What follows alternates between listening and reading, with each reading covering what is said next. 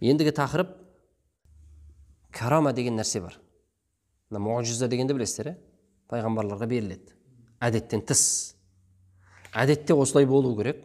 Адам мына жерден шығып, сағатына мынанша километр жүріп, мына жаққа жету керек.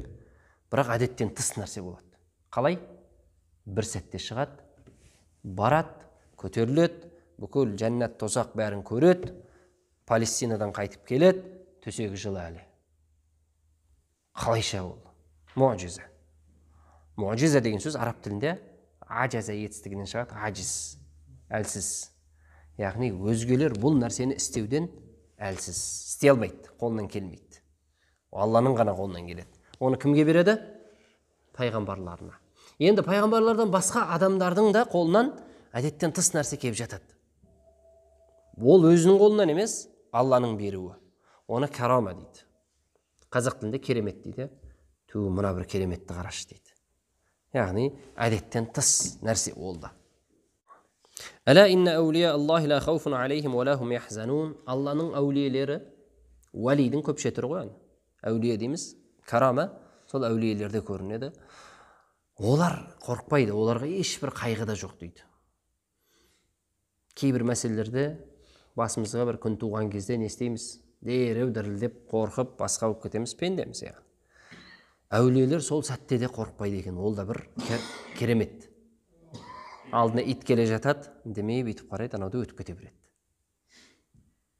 О керемет дегенде міндетті түрде судың үстінен жүріп өту керек, ауадан аяқтан ұшып өту керек деген емес, соның өзі де бір керемет. Неге? Себебі мына жағы ешқандай Құдайдан басқадан қорыққан жоқ. Аллах Тағала оны тастап қойған жоқ, бір итке қорқып қойған жоқ. Себебі ол Құдайдан ғана қорқып тұрған үшін. Ол дәрежеге де оңайлықпен жете қоймайды. Бірден қазір көшеге шығыңыздар да иттен қорықпай тұра бер, бүйтіп келіп тістеп алса, ол деген қорықпа дегенің тістеп алды ғой деп. Мына жақ шынайы қорықпау керек. Кәні қалай болады екен деп емес.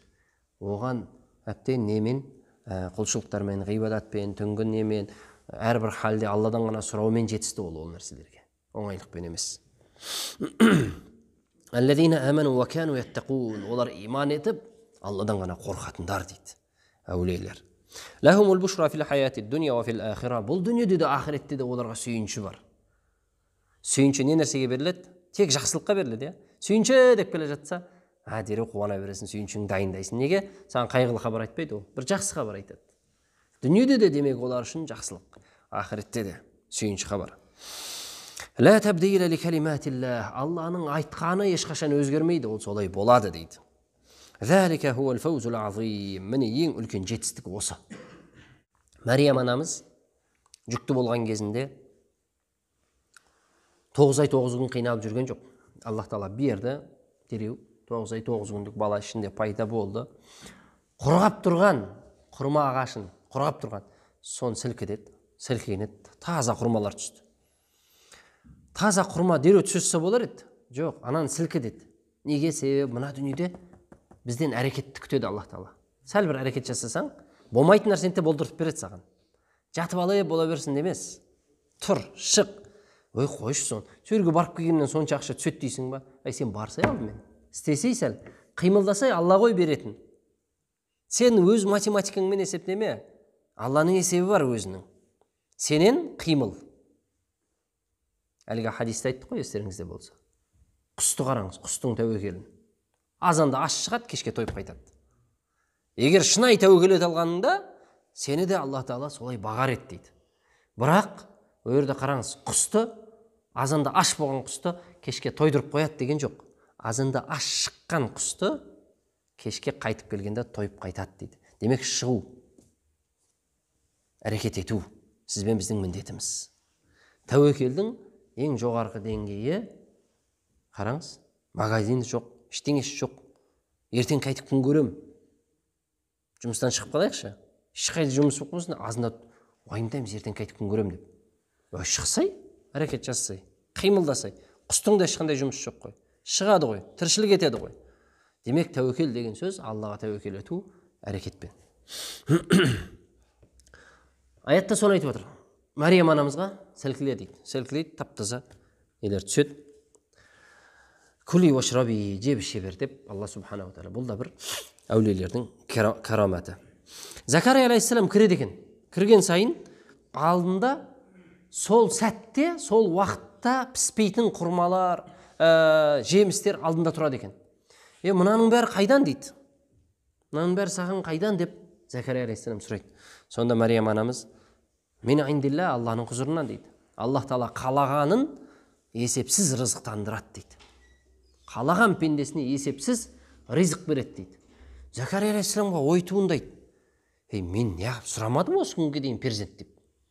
Сөйтіп өзіне перзент сұрайды Алладан. Яхия алейхиссаламды береді. Бір әулиенің караматымен бір пайғамбар да Алладан сұрап перзентті болып отыр. Кәһф деген үңгір иелері бар, Құран кәрімнің қақ ортасында сүре бар, Кәһф сүресі, жұма күні оқиды, білесіздер. Сол жерде де бір пенделердің караматын Аллах Тағала баяндайды. Құдайдан қорықты олар, аятта айтты ғой, олар иман етіп Алладан қорқады. Сөйтіп иманымызға зиян тиеді деп шықты дағы кетті. Бір үңгірде жатып 309 жыл Аллах Тағала оларды ұйықтатты. Шіріп кету керек қой, жоқ. Күнді солай түсіретін Аллах Тағала. Күн шықса да, батса да олардың ішіне қарай түспейтін. Және оларды оң жаққа, сол жаққа аунатып отырдық дейді. Бір жерде жатып қалса, асты шіріп кетеді ғой. Больницада жатқан кісілер көрсеңіз, арты көгеріп кетеді. Қан айналып жүрмейді. Аллах Тағала оларды аунатып отырдық дейді. 309 жылдан кейін оянады, бір-біріне қарайды, тырнақтары шамалы ғана өскен, үсті иті де тұр тіпті қастарында. Әлі қорқып жатыр бұрынғы патшадан. Біреуміз тығылып барып, тамақ алып келейік төменнен дейді. Ал беріп жіберген ақшасы 300 жылдан бұрынғы патшаның сүйретіп тұр. Мыналар қазына тауып алды дейді аналар. Қақтың таптың айтшы айт деп. Өзімнің ақшам. Аппарат көрсетеді, ешкім танымайды. Қазынаны ашып қараса, баяғыда қашып кеткен кісілердің есімдері тұр. Осыларды іздеуге салынсын деп, жағы аттарын жазып қойған ғой. Алла субханаху ва тағала қалағанын тірілтеді, қалағанын ұйықтатады. Қалағанына заман, уақыт, мекен жүреді, біреулер жүрмейді. Құдайдың құдіреті.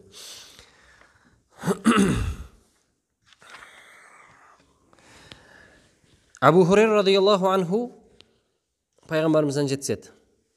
Бүйтіп айтады дейді пайғамбар алейхиссалату вассалам. Бұрынғы үмметтерде пайғамбар емес, бірақ көсемдер болатын. Бір мәселеде оларға илхам келеді. Алладан бір ой келеді, соны айтатын. Бұлай болады, мынаны істесеңдер бұлай болады деп. Егер менің үмметімде де сол нәрсе жалғасқанда, ол Омар болатын еді дейді. Омар радиаллаху анхуның ойы үнемі Аллах Тағаланың уахимен сәйкес келіп тұрады екен. Менен кейін бір пайғамбар болса, Омар болар еді деген сөз де бар. Демек, кейде Аллах Тағала әулиелерге дұрыс ой салады. Сол үшін де біз мына дүниеде бір қиыншылыққа түсіп қалған кезде не істейміз? Ізгі адам іздейміз. Барып сұраймыз, не істейін? Бір шейхті танысаңыз, білсеңіз, не істейін? Мынандай жағдайға түстім деп. Аллах Тағала оған ой салады. Саған жол сілтейді. Сөйтіп, жолыңа давам етесің, жалғастырасың, бір жақсылыққа жетсесің. Қатты қиналып тұрған кезде барасың. Егер менің үмметімнің ішінде сондай болғанда, ол Омар болар еді деп пайғамбар алейхиссалату вассалам Омардың дәрежесінің жоғары екендігін айтқан екен. Жәннатпен сүйіншіленген 10 сахаба болады. Солардың бірі Саид ибн Зайд, кешіресіздер. Сол кісіге арызданып келеді бір Әруа деген әйел, Әустің қызы. Марван ибн Хакам деген халифа өткен, соған келіп арызданады. Ол кісі шамалы әділетті болмай, сахабаларға әділ жүргендер, шындықты бетіне айтқандарға шамалы ұстанымы дұрыс болмаған. Соған келіп бір әйел, мынау менің жерімді тартып алды дейді. Әлгі сахаба, жәннатпен сүйіншіленген 10 сахабаның бірі. Шақырып алады да, ілік іздеу ғой енді бір, жамандық іздеу. Сен мынаның жерін тартып алыпсың дейді. Кім біледі, подстава жасады ма, әдейі істеді ма, әйелді жалдады ма? Сен мынаның жерін тартып алыпсың ғой дейді. Сонда айтады, мен пайғамбар алейхиссалату вассаламнан бұл мәселеде хадисті ести тұра, мен одан тартып аламын ба не дейді. Не естіген ең пайғамбарымыздан дейді. Пайғамбар алейхиссалату вассалам айтты дейді.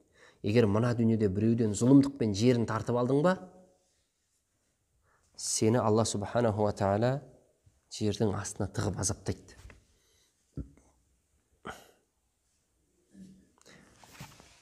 Әр қарс жердің астына кірген сайын сені азаптайды. Сонда мен сенен дәлел сұрап тұрған жоқпын, дәлел айтпа маған дейді. Енді хадис айтқаннан кейін болды ғой, түсінікті ғой жағында. Ол ондай нәрсеге бармайтындығын. Сонда қатты ашуланып, Саид ибн Зайд әлгі әйелді қарғайды. Мынау өтірік айтып отса егер дейді, көзі соқыр болып, сол өзінің жерінде өлсін деп қарғайды. Зұлымдық етіп тұр ғой. Сол үшін мына дүниеде ізгілердің қарғысынан сақ болу керек әсіресе. Ізгі адамның қатты ашуланып тұрып Алланың алдында қарғайтын болса, ол солай болады. Хадис жеткізіп жатқандар айтады. Өмірінің соңында сол әйел соқыр болды дейді. Сол жаңа өзінің жерінде, мен жерім тартып алды деп жүрген жерде шұңқырға түсіп кетіп, сол жерде соңында өлді дейді. Алла сақтасын. Әнәс радиаллаху анху айтады. Екі сахаба пайғамбар алейхиссалату вассаламның алдынан шығып, келіп, парызды оқып болғаннан кейін түнде қараңғы түнек еді дейді. Сөйтіп шығып үйлеріне кетпек болды. Пайғамбардың алдынан шыққан кезде екі нұр пайда болды олардың алдында дейді. Сөйтіп олар кете бір, әлгі нұр тура бір шырақ ұстап баратқандай. Алдындағы жарық дейді. Екеуі әрқайсысы өз үйіне бұрыла бастаған кезде әлгі нұр да бөлініп, үйіне дейін солай барды дейді. Бұл карамат пенделерге берілетін дүние. Бірақ мұсылман адам соған жетсемін, сол караматты көрсетемін деп әлекке түспеу керек. Істеген ісі Алла үшін болатын болса, Алла Тағала оған береді сондай нәрселерді. Бірақ мақсатымыз ол емес. Мен біреуге карамат көрсетем, судың үстіне тұрып намаз оқып берем, атыммен судың үстінен жүріп өтіп кетем, сол дәрежеге жетуім керек деп істемеу керек адам. Алла ризалық үшін сен әрбірісін істеп жатсың ба, сенің сап-сау жүргенің өзі карамат. Сен секілдер ауырып, ауруханада жатыр. Осының өзде бір Алланың беріп жатқан саған караматы. Күнделікті тыныс алып жатырмыз, шығарып жатырмыз, оның бәрі кереметі. Алла субханаху ва тағаланың нығметі, соның бәрі біз пайдаланып жатқан бәрі де керемет. Ибн Умар, Алла әкесі екеуінен разы болсын, айтады. Умар радиаллаху анхудың дейді, әкемнің дейді. Мен ойлаймын, осы нәрсе осылай болады. Осы нәрсе осылай болу керек деп ойлаймын деп айтқан сөзінің барлығы солай болып шығатын дейді. Умар радиаллаху анхудың әулиелігі. Алла субханаху ва тағала баршамыздың дұға тілектерімізді қабыл етсін. Алған білімдерімізге амал етуді нәсіп етсін. Амалымызда ықыласты құлдарының қатарынан болуды жазғай. Келесі дәрсіміз иншалла тыйым салынған амалдар жөнінде болмақ.